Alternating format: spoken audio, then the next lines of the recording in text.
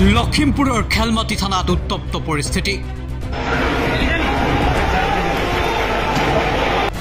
শ লোকে থানা ঘেৰাও কৰি সাব্যস্ত কৰিলে প্ৰতিবাদ। লকাপত আছামীৰ মৃত্যুক কেন্দ্ৰ কৰি উত্তেজনা। আৰক্ষীৰ বাহনতো আক্ৰমণ, উত্তেজিত জনতাৰ। 15 নং ৰাষ্ট্ৰীয় ঘাইপথ অৱৰোধ কৰি প্ৰতিবাদ। থানাৰ ভিতৰতে আছামী আৰ্ছব আলীৰ মৃত্যুৰ অভিযোগ। থানাৰ ভিতৰতে আৰ্ছব আলী নামৰ লোকজনৰ মৃত্যুক কেন্দ্ৰ কৰি উত্তপ্ত পৰিস্থিতিৰ সৃষ্টি হয় লখিমপুৰত। পুৱাৰ ভাগতেই শ লোকে ঘেৰাও কৰিলে লখিমপুৰৰ ব্যস্ত ৰাজপথত থকা খেলমাটি আৰক্ষী চকী। পৰিস্থিতি পৰৱৰ্তী সময়ত ইমানেই উত্তপ্ত হৈ পৰে যে আৰক্ষীয়ে পৰিস্থিতি নিয়ন্ত্ৰণ কৰিবলৈ লাঠি চালনা কৰিবলৈ বাধ্য হয়। আৰক্ষীৰ বাহনতো একাংশ উন্মত্ত লোকে আক্ৰমণ কৰে। উল্লেখ্য যে চুৰিৰ অভিযোগত আৰ্ছব আলী নামৰ লোকজনক আটক কৰিছিল আৰক্ষীয়ে। থানাৰ ভিতৰতে বহি থকা অৱস্থাত আৰ্ছব আলীৰ মৃত্যু হৈছিল বুলি দাবী কৰিছিল আৰক্ষীয়ে। কিন্তু আৰক্ষীৰ দাবীৰ বিপৰীতে পৰিয়ালৰ অভিযোগ, আৰক্ষীৰ প্ৰহাৰতেই থানাৰ ভিতৰত মৃত্যু হৈছিল আৰ্ছবৰ। আৰ্ছব আলীৰ মৃত্যুক কেন্দ্ৰ কৰি এতিয়া পৰিয়াল জাঙুৰ খাই উঠিছে। ন্যায় বিচাৰিছে পৰিয়ালে। পৰিয়ালৰ মতে যদি আৰ্ছব আলী দোষী আছিল, আইনগত শাস্তিত বিহিব লাগিছিল। পৰিয়ালৰ মতে আৰক্ষীৰ বৰ্বৰতাৰ বাবেই প্ৰাণ হেৰুৱালে আৰ্ছবে।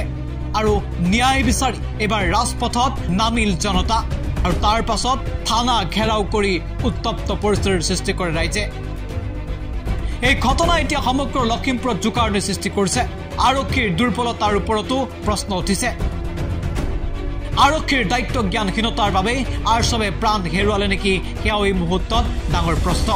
মুঠতে এতিয়া আৰ্ছব আলীৰ মৃত্যু এক ডাঙৰ ৰহস্য। মোৰ দেউতাক মই ঘৰ পাছলৈ জয় ঘৰত থাকো। মোৰ দেউতাক মোৰ কাম মানুহক মাৰি পেলাব নহয়। আৰক্ষীয়ে অপৰাধীক ধৰি আনিব, বিচাৰ উচিত তদন্ত কৰি আদালতৰ কামখিনি আইনটো যদি এজন সাধাৰণ মানুহে আইনটো হাতত তুলি লয়, সেইটো আইন ভংগ কৰা। আৰু পুলিচে যদি অন্যায়ভাৱে মাৰপিট কৰি মানুহ মাৰি পেলায়, সেইটো অপৰাধ।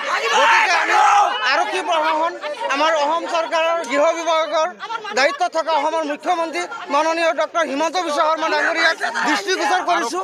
আৰু এই খেলমাটি আৰক্ষী চকীৰ ভাৰপ্ৰাপ্ত বিষয়াগৰাকীৰ উচিত শাস্তি বিচাৰিছোঁ।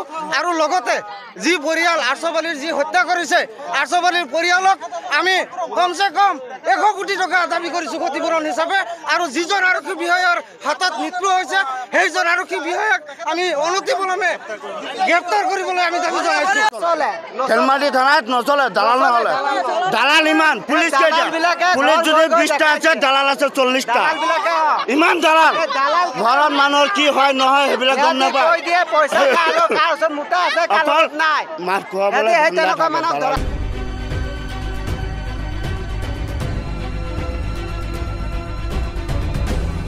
লখিমপুৰৰ পৰা হাবিজুলৰ প্ৰতিবেদন, এনি টক্স।